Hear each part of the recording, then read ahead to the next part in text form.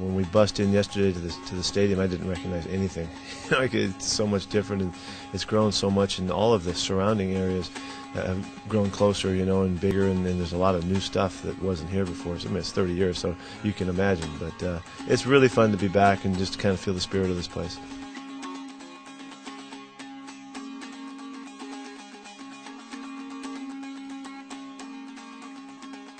Welcome to the Trojan Spotlight. I'm Casey Conlon. In the 5 years since he's been here, Coach Pete Carroll has built one of the best staffs in college football.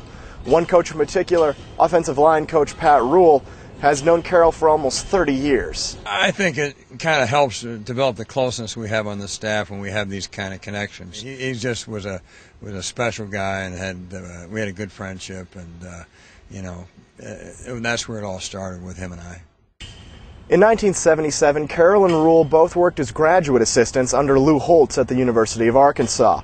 It was then that they formed a friendship that still lasts today. He's always been really energetic. He's outgoing and loud, and really a tough-minded guy, always willing to do whatever he had to do, you know. And we had a lot of fun just learning about each other, learning about competing in this level, and became really a special event for us. He's a ball of fire, a lot of energy. You know, just a good sidelight is that I got married in June of '78, and asked him to be in my wedding because I was worried about my wedding being dull. And I knew he'd bring a little excitement to it. Now, along with Carroll and Rule on that '77 Arkansas staff was legendary defensive play caller Monty Kiffin. Kiffin, whom Carroll credits as his mentor in this game, was the defensive coordinator at Arkansas in that '77 year.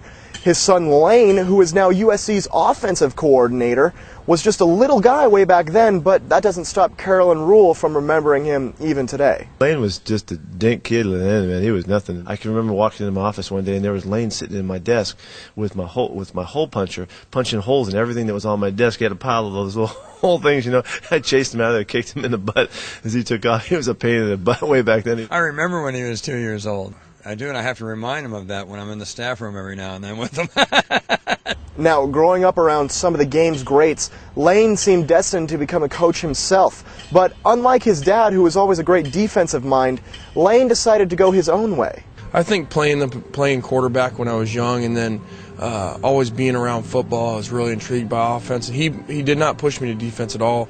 I think you know, he's always said that it's easier to move up and move faster on offense than it is on defense. The instincts that you gained by being around the game with his father, and his father was one that would always teach and help him learn, had obviously a huge impact on his ability to be so successful. I knew all the way back when I was probably in 9th grade that I wanted to go into coaching. I was just real intrigued by the profession and watching on TV and watching successful head coaches and the way they held themselves and the way they went about their interviews.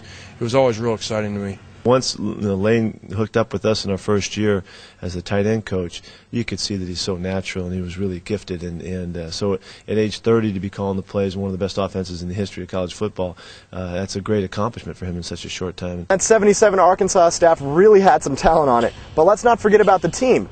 Current USC center Ryan Khalil has some history there as well.